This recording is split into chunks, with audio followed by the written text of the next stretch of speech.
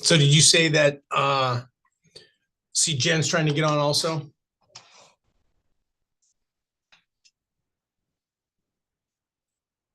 You're on mute.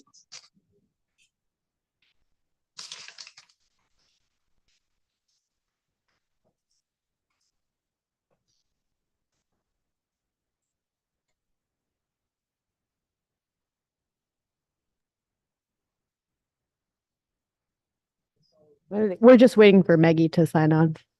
But Okay. we are live and ready. We want to start.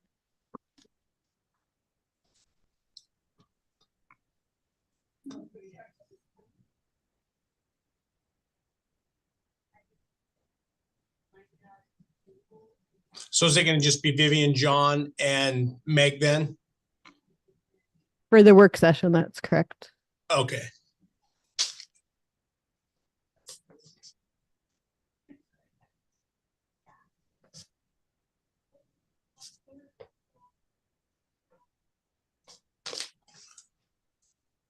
All right, well, we'll go ahead and get started then. Okay, well, we're live and ready. Okay. On my cursor here. Wow, really? Am I gonna just have okay, stand by. I might have just had meltdown, another meltdown here.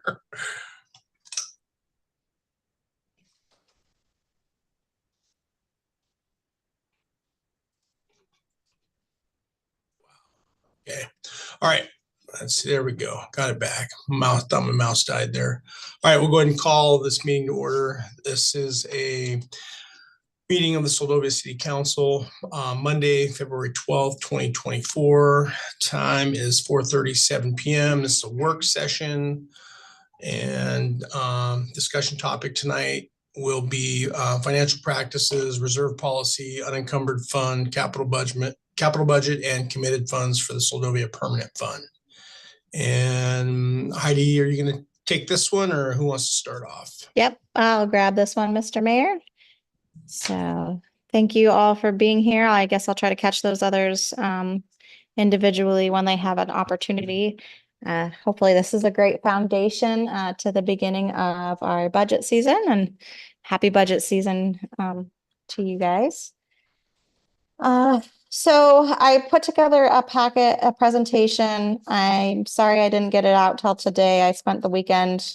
The more I worked on it, the more I wanted to add to it. And I was hoping to get a PowerPoint done, but just timing did not allow. So we'll go through it piece by piece, and please feel free to stop me at any point and ask questions. Gonna just kind of do a deep dive of where we're at specifically with the general fund ending balance, which will lead us up into the next, that'll set us up for the next discussions for reserve policy, unencumbered fund, and then any assigned funds, capital budget, and the permanent fund.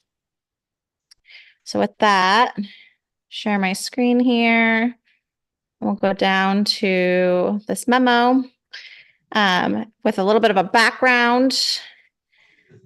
We know that improving city finances has been an overarching priority for the Seldovia City Council. And this year, the 2024 priorities and goals included closing the general fund and small boat harbor deficit, which we anticipate will have been closed at the end of FY23. If not, then certainly by the end of FY24, we're waiting for that audit to come back. And that should be coming here really soon. They're working, they've been prepping and working on the draft financial statement for a little while now. So I'm hoping to see it in the next couple of weeks. Establishing fund reserves, which will be part of this discussion. Returning the kiosk funds, that will be on an ordinance tonight's regular meeting. And then developing a capital budget when funds are available. In order to get there, we kind of have to take a look at where we are now. And this is what the budget looks like. I highlighted. So FY23 numbers are a little bit different because we utilized, instead of the budget numbers, this is how I start off the process of identifying recommendations for the coming year is to look at what we anticipated FY23's ending balance to be based on our finance officer's ending financial report for June 2023. And then when we get the audit, we'll update it with actual numbers from the audit. But this gives us a rough idea of where we are for FY23, FY24 being where we are now. And then we'll start looking ahead to FY25. But for the purpose of this discussion, you can see we are anticipating that we had a net effect for the budget of $274,166. A large portion of this is because there was a transfer of funds from the boat haul out to the general fund and the FY22 budget. And also that you can see our revenues are higher than they have been previously. And part of that is due to the 2% sales tax. So when you start to think about that, we show this line transfer out $41,721 for the 2%. That's the additional portion above the greater. And then $1,000 for the AMLIP account or the Seldovia Permanent Fund account, both in AMLIP and in Charles Schwab, which is reported as APCM here because they're our managing firm.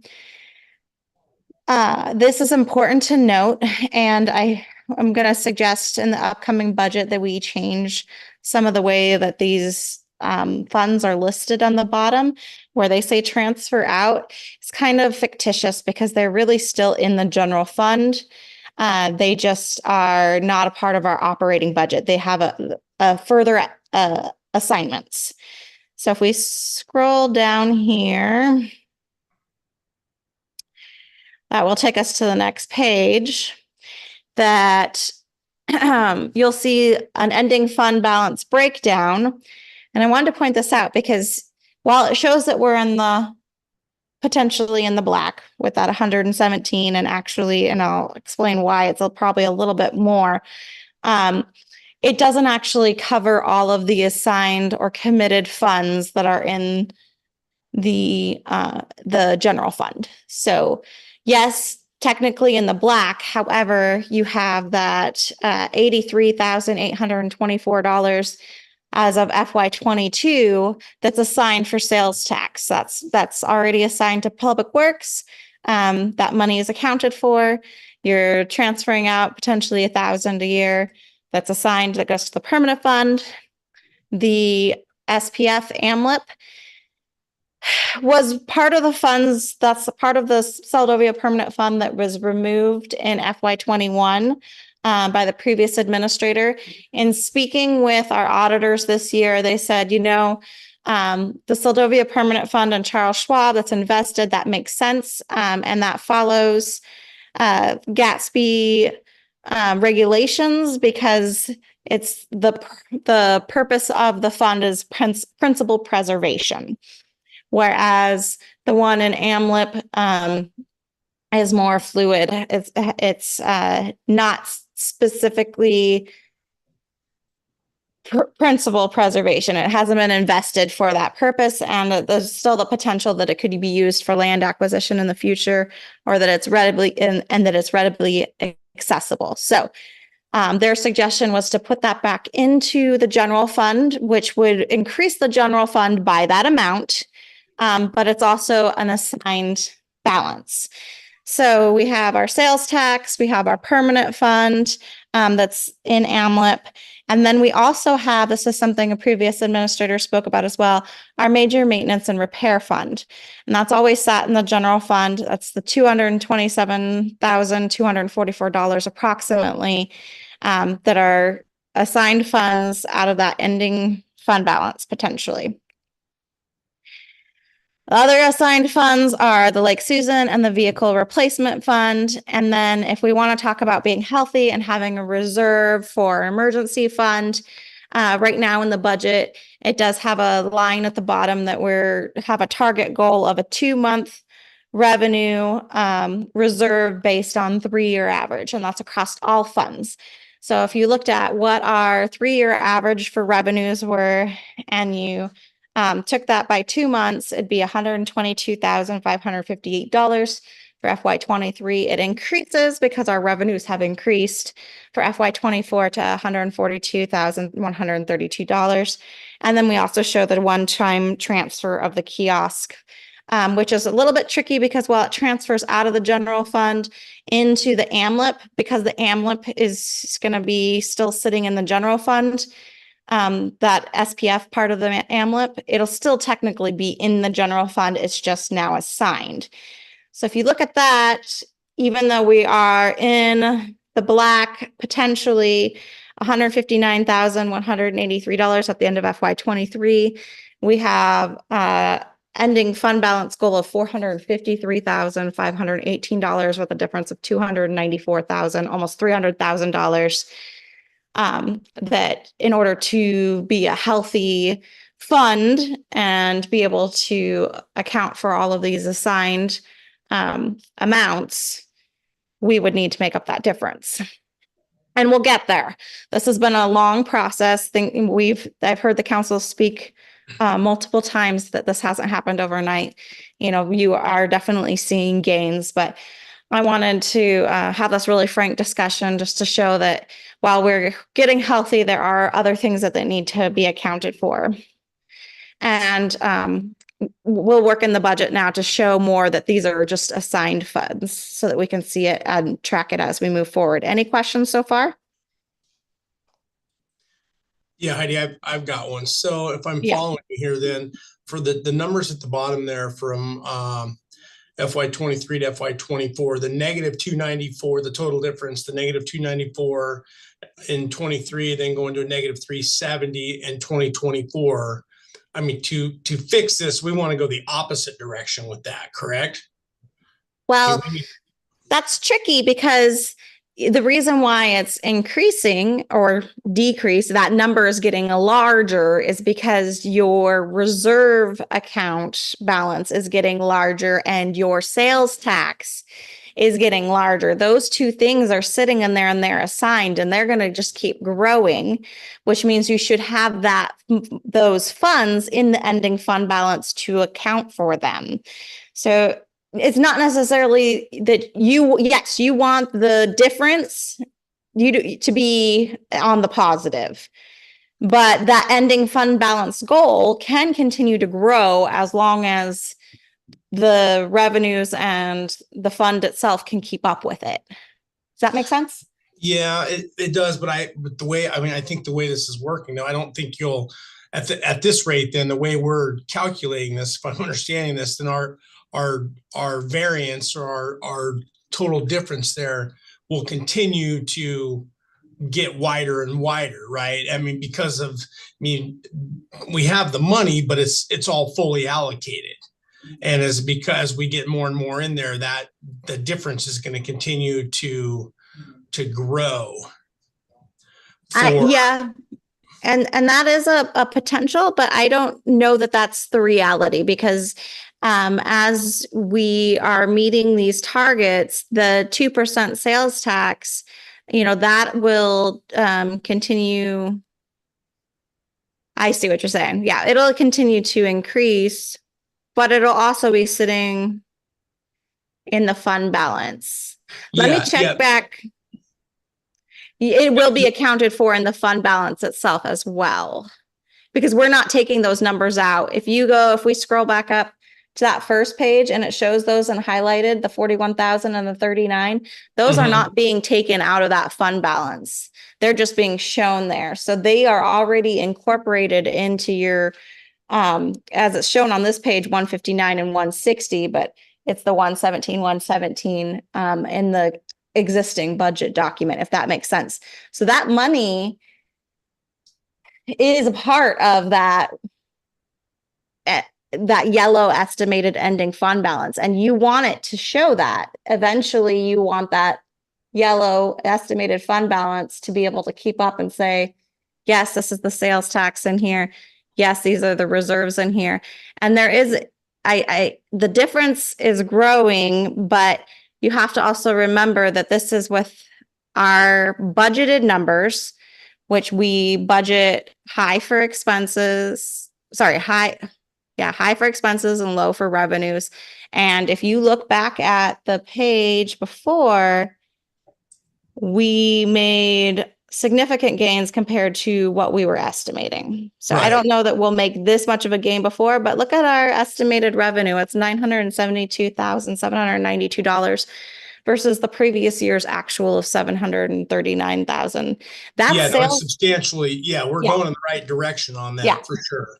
And I think that it will catch up. It's just going to be, it's slower because of the deficit. It's slower than what we're assigning.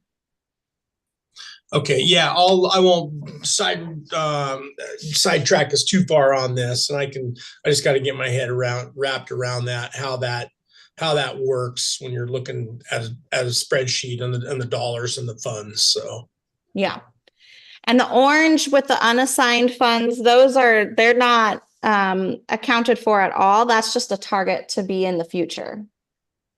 Does that make sense? Yep. And then you also have the minus 30,000 for FY24, which is a one-time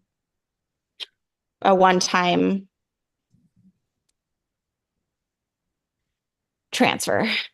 Okay.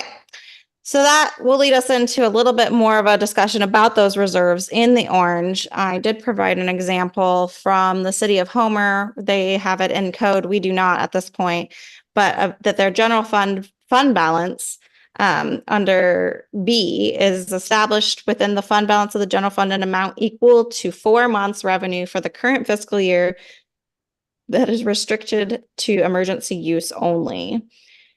And then I do like how they put out unassigned fund balance shall be available for appropriation by city council. And then any general fund budget surplus at the end of the fiscal year will lapse into the general fund balance. So if we go down and we start looking at those reserves, which we're not there yet now, but this is a goal for the future of where you would like to see that ending fund balance sit. When we look at the GFOA, which is the Governmental Finance Officers Association, I'd have to look it up, the title again, it's not coming to the top of my head. The best practice is typically no less than 60 days or 2 months of operating expenditures for the general fund and 45 days for the enterprise or utility funds. However, this recommendation for operating cost does not consider impacts of debt. And it talks about some of the most common reserves being contingency reserves, rainy day funds, emergency reserves, and current and future capital needs reserve. It would be, I think the direction we're hoping to go, correct me if I'm wrong, is to eventually have those emergency reserves and then also have a capital needs reserve. And there's several, we'll get more into the discussion about those capital projects and funds for them. But certainly that is one place that you can see municipalities having some of those funds available is from any reserves out of their general fund or other utility accounts. So this information here comes out of the GFOA, and it's just a great reminder that when, like we just discussed, when looking at reserves, it's in the context of future outlays for capital or liability accruals. Other considerations are emergencies, economic downturns, and an inevitable unforeseen event that would trigger a fiscal hardship. It is essential to clearly define the intended use for each reserve and or fund balance that your entity establishes. And we all have our own unique set of circumstances. So there is a list of questions that they recommend we evaluate, and I'm not asking us to do it tonight, but to start thinking about. And this is just really, I should have stated at the beginning, just that opener of like we discussed how that ending fund balance should look moving forward, reserves being part of it, talk about capital budget being part of it. We'll talk about the committing funds to AMLIP. But right in this part and specifically referencing reserves, some of the key questions to consider is your jurisdiction dependent on cyclical or volatile revenue sources? For instance, are we heavily dependent on property tax, which that is a large portion of our revenue? Are we utility dependent upon seasonal consumption? We are a seasonal town, but then it says that not only varies throughout the year, but also fluctuates from year to year based on weather. Certainly that has an impact. Do state shared revenues, which can be unpredictable and are not guaranteed in the future, contribute significantly to a program or service? We do utilize those capital assistance funding right now, or sorry, not capital, community assistance funding as a revenue replacement. And that's about $75,000 a year. And then we go look at further, do your enterprise funds have a debt service requirement? Are your enterprise funds dependent upon a small number of customers that represent a large portion of the cash flow? Absolutely, we're aware of that. Do your utility billing cycles create cash flow concerns? For example, if your utilities collect payments every 2 months, or if your water utility only reads meters once a year, that's not necessarily something that's impacting us at this point. Are you vulnerable to natural disasters such as earthquakes, wildfires, landslides, or flooding? Yes, we are. Do we have a buffer against economic downturn? No, we do not. Will lenders, credit agencies, and others be evaluating your fund balance levels? Certainly for loans and things, they do look at how much cash flow we have. If your fund balance reserves are currently insufficient, how will you accumulate the desired amount, and how long will that take? So if you look at, and anybody have any questions on that so far? Okay. So if you look at, and I'm sorry, this is a high level, so I'm hoping it's not too much information, but that hopefully it's helpful as we continue through the budget process. If you look at where we are now, as stated, we did include a target for FY23 and FY24 in the FY23 and FY24 budget across all funds for 2 months of revenue, averaged over 3 years of audited revenue per fund. And you'll see that for general fund for FY23, that was 122,558, and we do not currently meet the target yet. We're close, but not when you consider the other assigned funds. For water, 2 months of revenue target, 33,764. We do meet it. However, we also had to draw from that fund last year. So if we continue having to do that, we won't meet it for very much longer. Sewer, we meet it. Same thing, though. We drew from it, and we don't want to have that be a continuing habit. Harbor does not meet it because it's been in a deficit, but we anticipate that it will recover and then within either FY23 or FY24. The interesting thing about the special revenue funds is they do not have as many assigned funds to them afterwards. Their ending fund balance is considered an assigned fund because it goes right back into them. But they don't have a lot of extras like the permanent fund, the major maintenance and repair fund. The harbor, we'll talk about that when we start talking about some of the capital projects. And as it does meet its revenue target, but they don't have as much weighing on them as the general fund. Dock does not meet the target. BHO does, and BHO actually has quite a large reserve.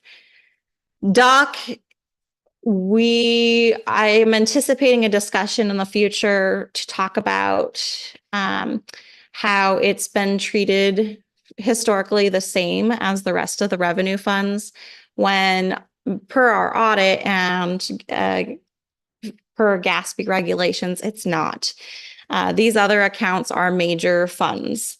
The dock, because of its small amount of revenue that it receives and small amount of expenditures and current regulation, is actually a non-major fund. So You referred to the municipal dock. I am referring to the municipal dock.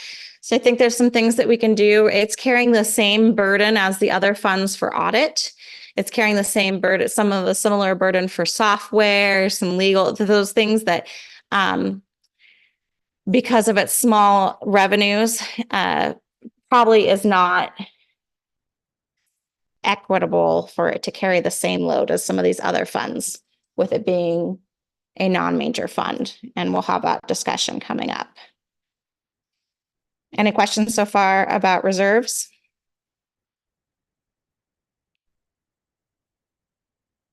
Okay.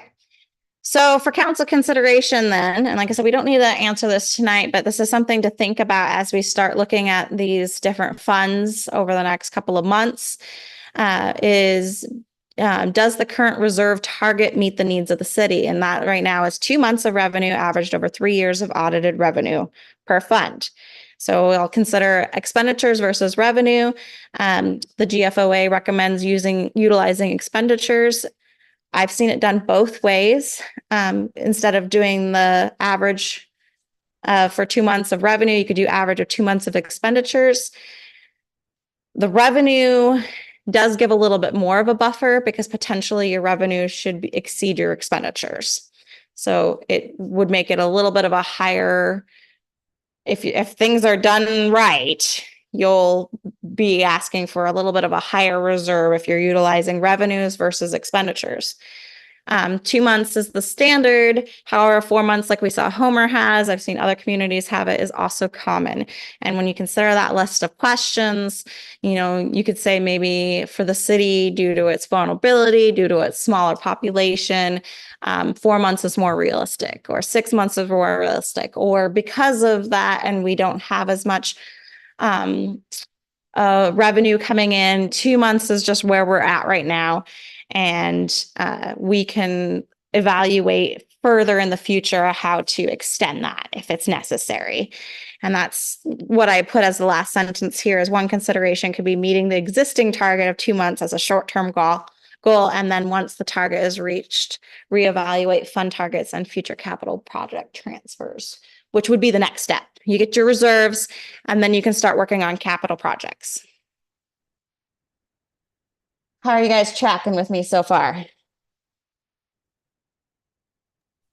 Doing okay. Good. Okay. Well, then I'll jump into the exciting part here. We have this fabulous capital improvement program, or really it's the plan that the city council has passed for the last couple of years. And we also have some funding that's already designated for capital projects. One being the Harbor Improvement Fund, that's the Jackloff Deferred Maintenance. It sits in AMLIP, and it is audited as a capital improvement fund specific for harbor improvements. We also have the existing reserve funds that council's established for Lake Susan Trail and the Vehicle Replacement Fund, and then the longstanding MMRF. Additionally, the city has revenue committed for harbor improvements, which is port fee, and revenue committed for the public works, which is the 2% sales tax. So starting to kind of account for those, they're earmarked, and then being able to break those out and look at projects for them in the future. Other revenues that could be considered upon the financial health of the city, and so long-term, are that that community assistance program we just discussed. If we can get to a point where we're not dependent on that, that's a great place to see that go. Ending fund balance as they exceed assigned funds and reserve targets, and then interest from the Seldovia Permanent Fund. We'll talk a little bit more about that fund here in the next few minutes, but that's something that, at the end of 10 years, I think they're anticipating that the city should be able to draw about 4% a year and utilize that towards, whatever it is that the council designates that goes towards. If that's towards revenue, if that's towards capital projects, we'll have to see as we get closer where our financial standing is, and then you guys can make that determination. We do have 3 potential significant capital projects for FY24, FY25. The Jackloff Bay Dock Replacement Project is a big one. That one, because it's sitting in the Harbor Improvement Fund. It's not in the general fund. It's on its own. That's nice to know that it's not going to impact any ending fund balances, and it's there and it's available. The sewer lift station refurbishment project. This is not something I have brought up to you guys before. I think off and on over the years, we've talked about the condition of the sewer. And speaking with operator Cameron over this last week, it's become pretty apparent just how dire that piece of infrastructure is literally on its last leg, meaning it's on one pump, one pipe holding one pump, the other pipe's completely broken in half. We have the pumps. That's not the issue. The issue is the base is so corroded that it's the pump where the pump hangs on the base is completely loose. It's rocking, and now we have a leak in our pipe that goes down to the pump. And it's a fairly significant leak. We've been keeping a really close eye on it. Operator Cameron has an idea for band-aiding it. We've been in discussion with ARWA and with our remote worker, Tanner Code, as well as with our remote supervisor, Todd Cook. And I can talk about this a little bit more later, but I would anticipate, that's going to be a $50,000, $60,000 project that's got to come from somewhere. We do have a little bit of a loan funding sitting for pumps that I'm trying to see right now if can be reassigned instead of pumps to assembly. Because that's going to be the crux of the project, is somebody getting in there, plugging up the lines going into it, getting in there, cleaning it out, removing the existing infrastructure, putting a new base, putting the pump back in, putting in the new pipe, and setting it up. And it definitely needs to be done sooner than later.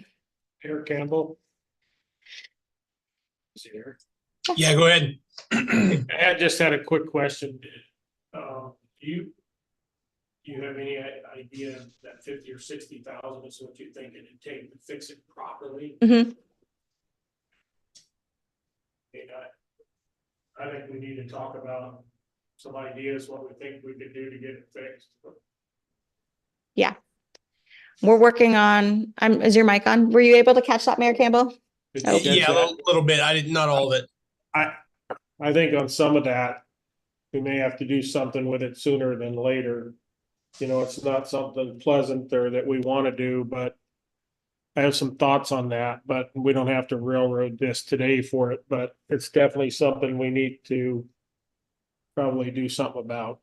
Yeah, no, I'm 100% in agreement here. This cannot wait. I mean, we see too many other communities that wait until it becomes an emergency. And if we don't have the ability to pump at all, that's a big problem. So that's my big scare. That's exactly my big scare. And I just wonder, so far on what Heidi said there, I just have a couple of questions, and we have the additional 2% funds that's earmarked for the maintenance and repair fund for the last couple of years. I know in the past we had discussions about, paying the lease off early or just sitting on the money until the end of the lease because there wasn't any advantage to paying the lease off early. In other words, we wouldn't get any discount. If there's no advantage to paying the lease, maybe our advantage is to get those pumps fixed. I see those pumps as a big priority over a lot of things that we have, more so than a lot of things we have going on.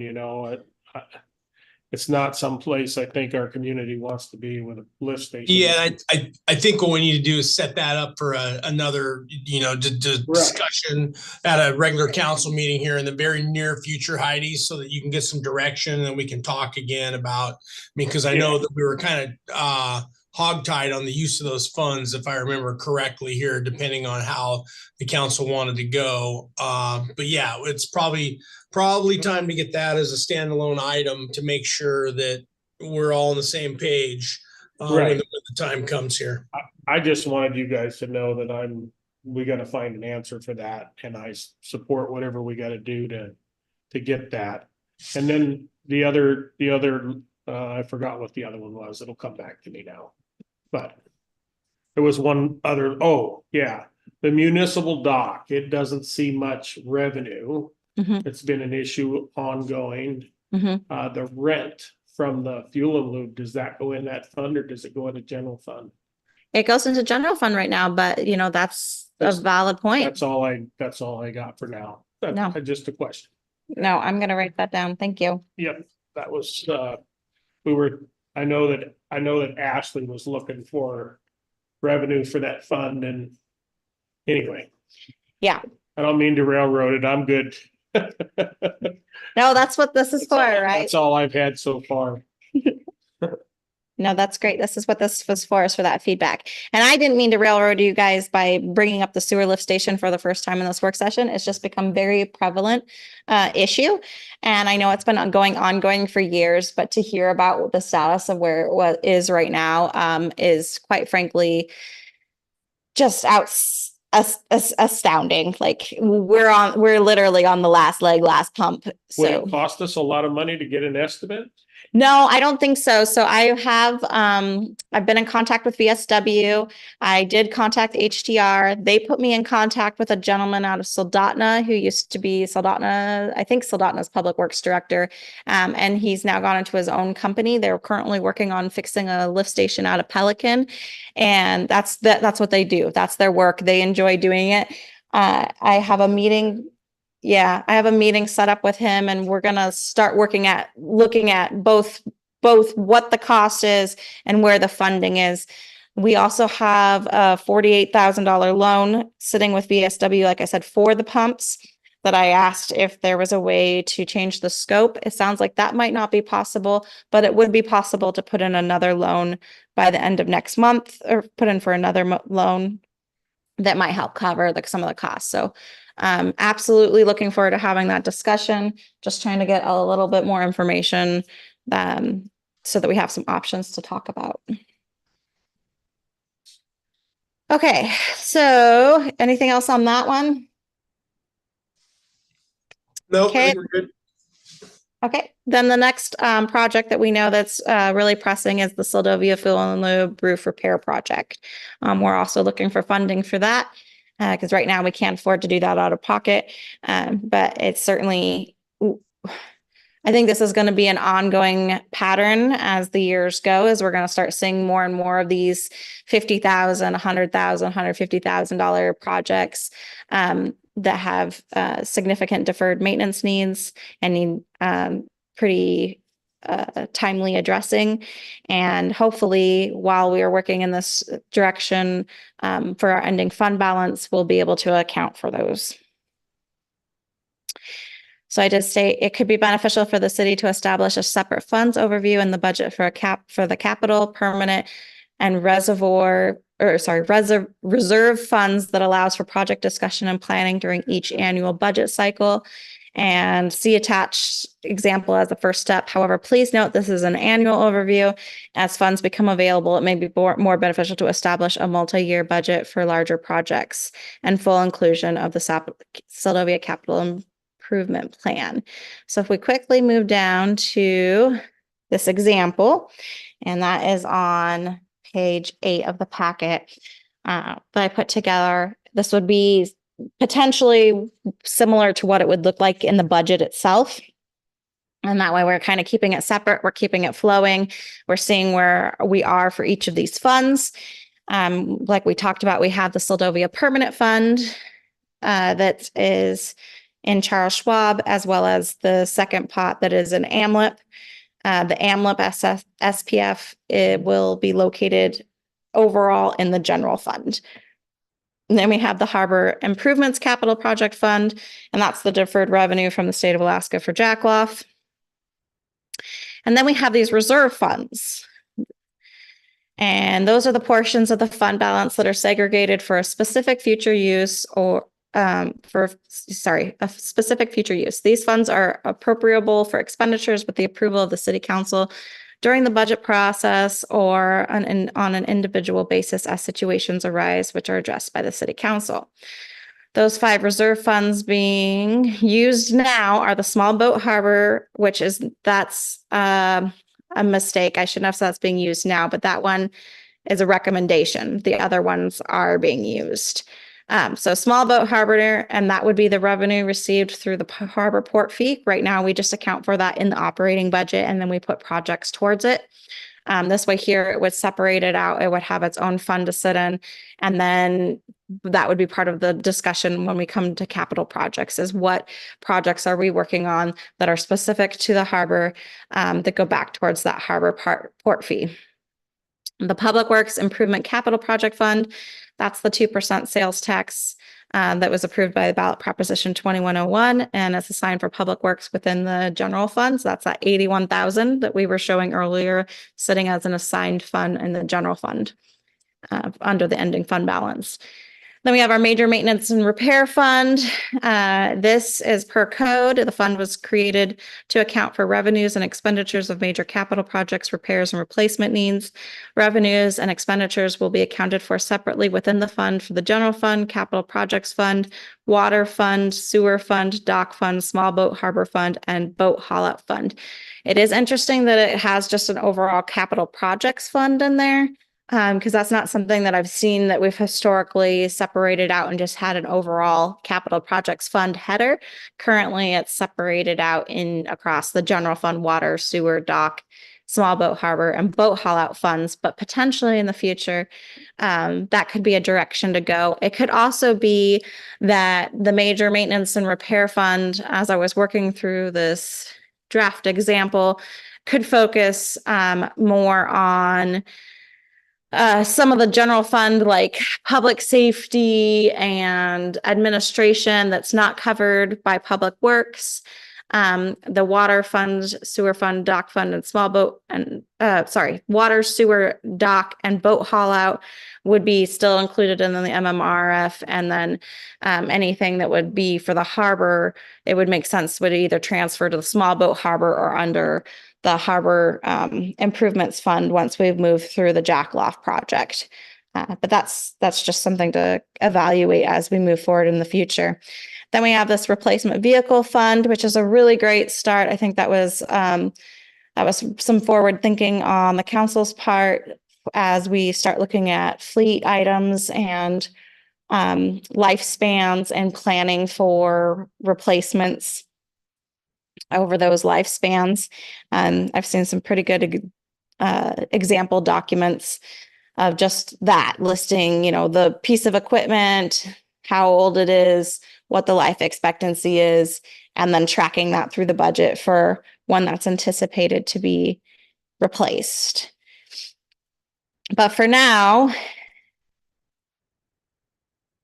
and I'm definitely looking, hopefully, for feedback from this, if it makes sense, if it doesn't, but we would, if it does make sense, if this is a direction the council would like to see us move this year, just to start this process, we can have another work session that's specific to this as we get more of these numbers formulated. But having, like I said, those funds broken out, and then this funds overview in the budget itself, and, start simply with the Seldovia permanent fund. You can show what you're transferring per year. We have the 1,000 that we've said we would transfer, and that should actually say 500 nope, that should say 1,000 to the APCM. I was going to ask you guys about that in the next discussion, because right now we're supposed to do 500 to each, but because of the AMLIP being back in the general fund, it doesn't require that. So if you guys want to just push that 500 that would go to the AMLIP into APCM, we can do that, but that'll be a couple of scenarios to look at when we get there. And then it'll show your balance, your committed funds. Right now we're saying that, or assigned funds, all of APCM is assigned at this point because you guys are in a 10-year commitment to watch that principal grow, and then be able to eventually utilize some of the interest. AMLIP's a little bit different. You have the 30,900 that would be transferred in for the kiosks this year. The beginning fund balance sitting at 73,400 potentially, and then that is available However, there are restrictions on that it per Title 14, Seldovia Permanent Fund, it can only be used for land acquisition. Then we move down to the Harbor Improvements Capital Project Fund, which we know is the deferred maintenance for Jackloff at this point in time. So beginning balance 140,000. The FY25 request would be 140,000, 0 available. And then as an assigned fund, it'll show there with the ordinance number that's assigned it, and then the amount remaining is 140,000 because we haven't expended anything out of it at this point. But we're anticipating that we will. Questions so far on those? Okay. So then we move down to the reserve funds, which are a little more tricky. And this is definitely a rough draft, but you would same format. You would show any transferred in. So first instance, the small boat harbor transferred funds would be anything from the port fee. Then you'd have your beginning fund balance, which is whatever is accumulated plus the transferred funds, or if anything's accumulated plus the transferred funds. And then you'd have your assigned committed funds. So anything that's been assigned or committed previously that still hasn't been expended out. And then your requests and available balance. And if you move down, you under assigned funds, then you'd have that project description like we showed for Jackloff, who's requesting it, the ordinance that approves it, and which would typically be like the budget ordinance unless it's a separate assignment. And then the amount remaining. And you can see like requested projects. These are just examples, but something we've been talking about is replacing those fingers of those floats individually. That's something I think that the harbor master is definitely supportive and would like to see as well. So then we would get a cost estimate, see how much we could put towards that for the FY25 year, present that, have it approved through the budget process, and then track it here in the capital improvement budget or in the reserve budget, as well as I just put in here for a placeholder, the small boat harbor float improvements planning project, which was the amount, which was the project that we requested from our CAPSIS request with the state of Alaska. And then, the desire to keep everything kind of tracked together, I did a category that was capital improvement projects unfunded, just to show those projects in the CIP already that are prioritized, but do not have an allocation towards them so far. This one especially, well, there's quite a few because we don't have the planning portion done first, which is something that we'll hopefully be discussing during the budget process, as well as how do we start designating some funds to start planning for some of these bigger projects. And so that we're able to pursue further grants or grant matches, as well as funding for planning. But if we look at the small boat harbor float improvements, it was a priority level 1. It'd be in the harbor fund, and we would need to secure that project total cost, hopefully through the planning funding. We're still tracking? Yep. Okay, so same thing, moving down to Public Works Improvement Capital Project Fund, showing this is that Public Works 2%. So just a way to separate it out from the operating budget and show those funds individually, stating, we transferred 39,000 this year. For FY24, FY25 would begin at 83,000. Currently, those 83,000 are assigned because council has determined that they would like to hold them until the greater lease is paid off. And then upon that, they would become available balance, or if there's a recommendation of change by council prior to that. Once that available balance is sitting there, then it'll be the same formula where we can start looking at some of these projects, and we have quite a few listed as already, from the Seldovia Safe Roads program, heavy equipment, complex and archive storage, multi-purpose building improvements, value-added building, industrial or small business complex completion, harbor parking lot improvements, historic boardwalk improvements and waterfront expansion, and the Spillum and Malcolm subdivision platted road development project. So those are what's in the CIP.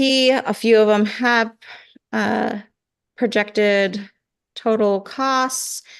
Some of the others would need further planning. And then of course, it's a constant upkeep of those costs as the years go and we see inflation.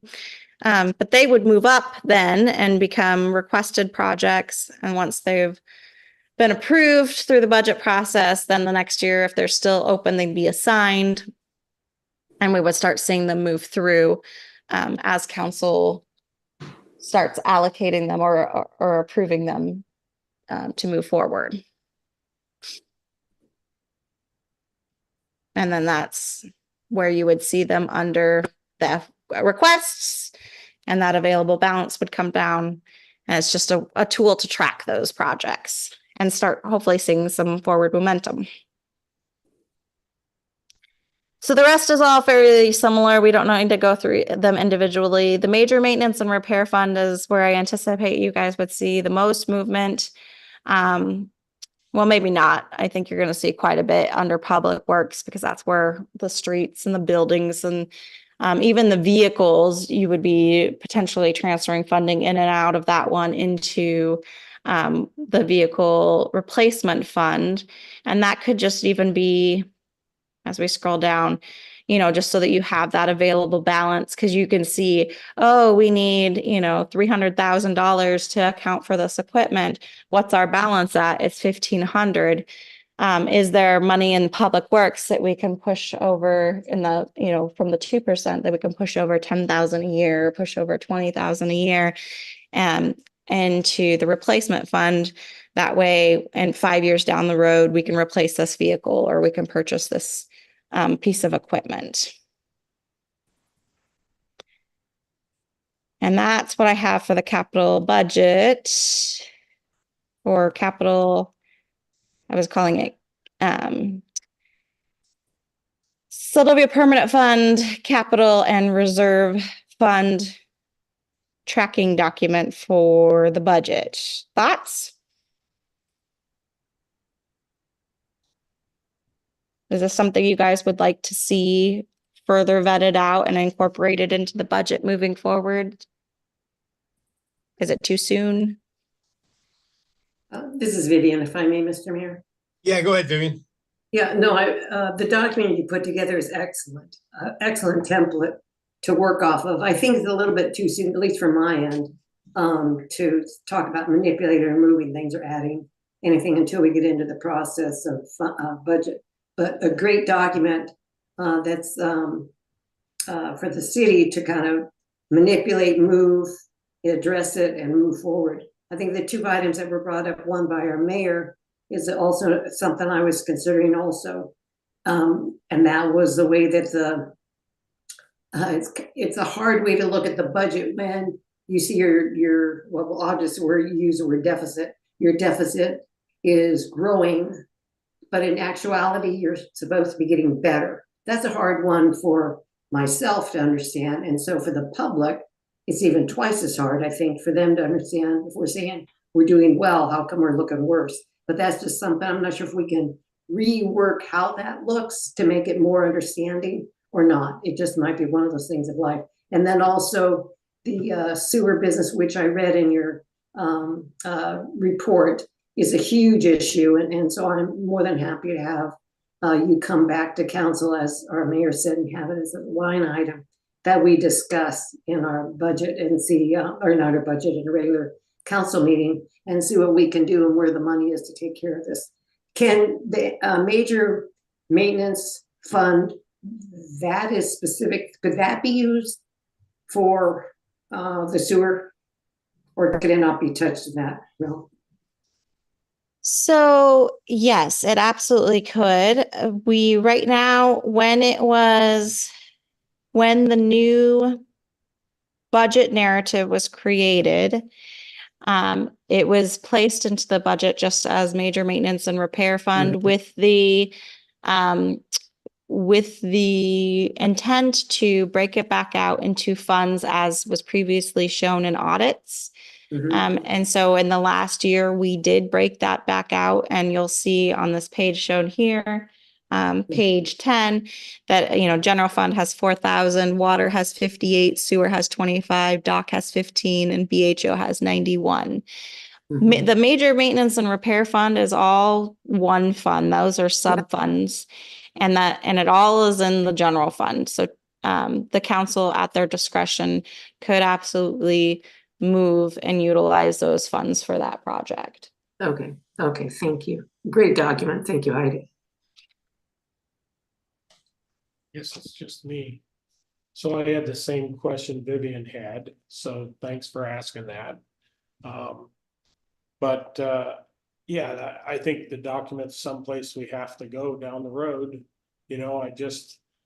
Right now I'm concerned about us meeting our deadlines for so many of the different things we have to do between now and July, and I wonder, I just want to make sure we meet our other commitments, when it comes to the grants and the preparation for the dock, for the Jack Loft grant and that, and not so much, this isn't as big a priority for me. I think we definitely need to do that.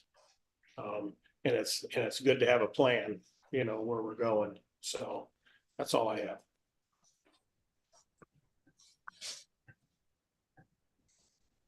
So a lot of this is sitting here, and if you guys don't mind, since some of the background is already done, we can kind of revisit it when we revisit the harbor. I think that'll be kind of a real key entry point of how we start looking at projects for that, as it's out of the deficit, as it has funding that is designated for improvements. And we can kind of revisit it then and see if it would meet the needs, just to start showing those separately. Are you guys open to that as we get into that harbor discussion later on in the next couple months? Sounds good to me. Thank you. Okay. And really, this is just this is a high level looking over hopefully where we move in the future. That way, as we get into these discussions, it all comes together. So then the last part of the discussion is the committed funds or the committed contributions to the APCM Seldovia Permanent Fund. These are the funds that are sitting in Charles Schwab. Council member Swick, who I wish was here tonight but wasn't able to attend, brought this up that she would like us to explore what it would look like to contribute more to that fund. As the budget states, we contribute $500 a year and $500 to the Seldovia Permanent Fund that's sitting in AMLIP. That's a consideration for council because that AMLIP account is now back in the general fund. Does council want to see the full 1,000 go into the APCM portion of the Seldovia Permanent Fund? And then you'll see we have some slides from APCM that give projections for 0 contribution, 1,000, 2,000, and 5,000 and 10,000 annually. And I'll pull those up here. Whoop. And this came from them. It says, these are modeling assumptions, assuming a market value of 554,544, no withdrawals, and an annual contribution amounts depicted below occurring on June 30th of each year over the 10-year modeling horizon. So if you go down and see, the first model is 0 contributions a year, and it shows in the middle about $1.11 million in the fund at the end of 10 years. The high end would be 1.85. $1,000 annual contribution only brings that up to 1.2 million, 2,000 to 1.4, 5,000 to 1.8, and then 10,000 a year to 1.25. I know that our ending funding balance is not meeting, or it doesn't cover all of our assigned funds at this point in time. But this is something that council has already designated 1,000. Would you like to consider any additional funding that would go towards this, or any changes to what's being contributed at this point? And you're gonna. Mr. Mayor, I would just like to say, maybe we hold off, have that discussion when Councilmember Swick is with us. Yeah, I mean, I don't have a problem with that. Generally, I mean, my opinion, just to throw an opinion out there, I wouldn't.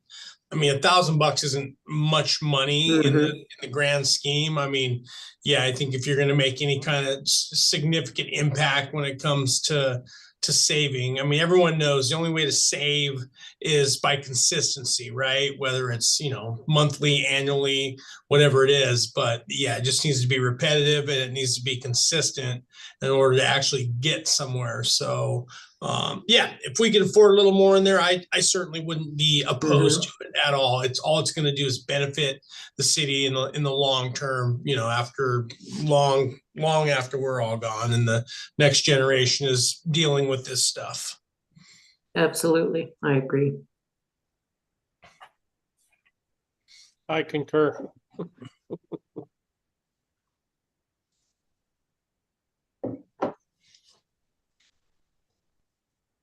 Okay, well, that was what I had for tonight. I just was hoping this would be a good foundation as we move forward. We were going to start talking water and sewer at the work session prior to the next council meeting. However, I'm still waiting on some figures, the big one being the CPI, which is the Consumer Price Index, comes out for February, March 15th. And February is traditionally the CPI that we utilize every year to make sure we're accounting for a 12 months of the CPI, of the Consumer Price Index. So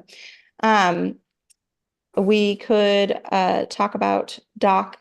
I think we're pretty close to being there, or we can hold off and wait until March. That way we have a little bit of a fuller picture.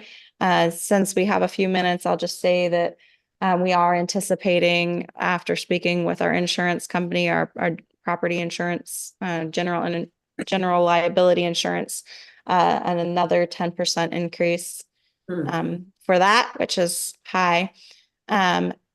Health insurance, we're not anticipating an increase at this point in time. And I did receive our application for the community assistance program, which is anticipated at another 75,000 for the coming year. So things are fairly status quo, with the exception of that 10% increase for the property insurance. And we'll get into some pretty good discussions overall about each fund. So if you guys have any specifics that you'd like to see as we come about them, please let me know. And we'll do our best to provide all the information. Okay, that sounds good, Heidi. Appreciate, yeah, I mean, the documents you prepared tonight, just a couple comments. Yeah, I mean, it's all in the name of transparency, organization, all the above, right? And I like what you're doing there to try to, lay it out so that everyone can see what's happening, where the funds are at, how the allocations are working, and just the thought process behind the whole thing. So I'm good. We're headed in the right direction. Any other comments from council before we move to public comment?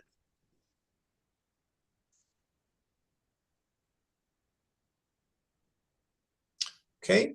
Liz, did we have anyone that had signed up from the public that wishes to speak tonight on these discussion topics? No, Mr. Mayor, we do not. Okay, sounds good. All right, then with that, looks like we got about 20 minutes till the regular meeting. That'll be perfect here. We'll go ahead and adjourn this one, and then everyone will sign back in. Are you going to keep this one open, or we got to sign back in? We can keep it open. Okay, Sounds good. All right. And then just, yeah, for everyone, Liz, I saw there was the separate link had gone out for the executive session later on this evening as well, too. So everyone just make sure you have that. Anyone that